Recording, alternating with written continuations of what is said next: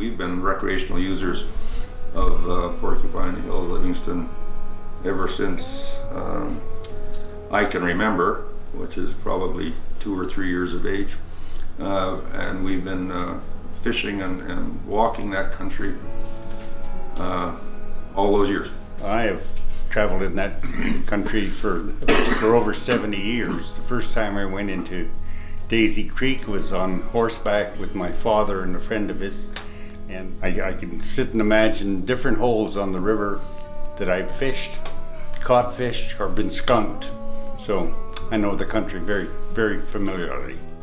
It's always been a rite of spring and summer that we go in fishing, and we've been walking those rivers and fishing those rivers all our lives. There's scenes there that are locked in your memory, and memories sitting around campfires that will be in your mind forever. From the time that I started fishing there, the changes have been dramatic, and it really has to do with the amount of people, the pressure on the areas. It's the random camping that again, I can recall there was some when we started. Now there's a lot more, and people seem to stay all summer, some groups of them, which you used to walk. When you walk the creeks, they're quiet, you see a lot of game. Now you walk the creeks and you see a lot of off-road vehicles, and they scare all the game away. You don't see much in the way of game anymore.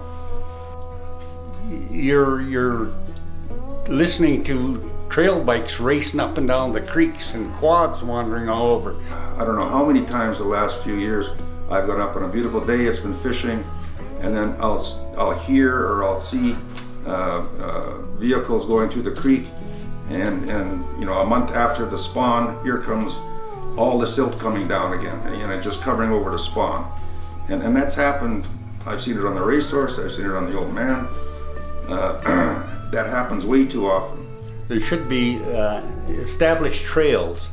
There has to be enforcement. There has to be people making sure that people aren't wandering around.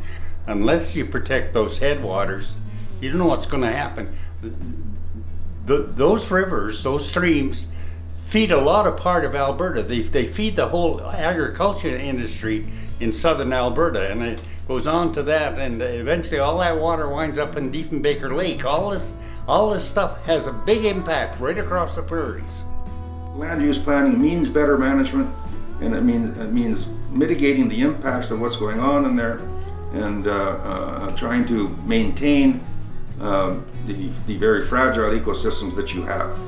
Science-based planning is the way it's done. It's the proper way to do it, and there's no reason for a place like Alberta to fall behind what the rest of the world does. It's a standard, and it should go forward.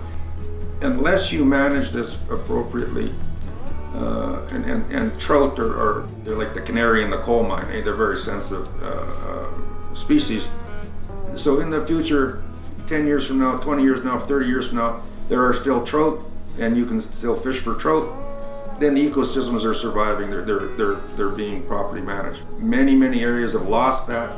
Many areas have lost their fisheries. That would just be unconscionable to do on these slopes of the Rockies.